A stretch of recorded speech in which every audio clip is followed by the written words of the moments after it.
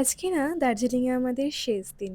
তাই সকালবেলায় ঘুম থেকে উঠেই আগে জানলাটা খুলে প্রাণ ভরে এই সুন্দর দৃশ্যটা দেখছিলাম।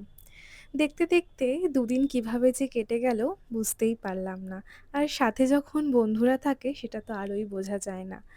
আজকে সকালে প্রথমে ঘুম থেকে উঠেই ফার্স্টে রেডি হয়ে নিলাম, কারণ আজকে আমরা যাওয়ার পথে মানে এনজিপি যাওয়ার পথে একবার মিরিকে দাঁড়াবো, তাই রেডি হয়ে নিলাম। দেন গিয়েছিলাম গ্লেনারিসে। আমি আগের দিনে যে হট চকলেটটা খেয়েছিলাম সেটা আমার এত ভালো লেগেছিল যে আর একবার গিয়ে আজকে ট্রাই করলাম। তার সাথে ট্রাই করেছিলাম কেভেন্টার্স থেকে এই সফট টিটা। ভীষণ ভালো খেতে ছিল।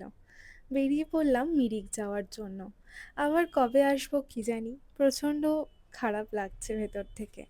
তো এখন যাচ্ছি আমরা সবাই মিলে মিরিক লেকে। সেখানে বেশ কিছুক্ষণ টাইম কাটাবো, লাঞ্চ করব, দেন বেরিয়ে যাব এনজিপি যাওয়ার জন্য।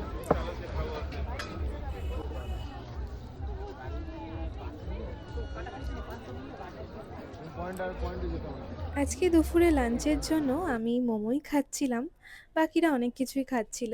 দেন রাস্তাতে এই জায়গাটা ফাঁকা পেয়ে ড্রাইভার কাকু আমাদেরকে একটু নামালো, তো এখানে আমি একটু ভিডিও বানাচ্ছিলাম।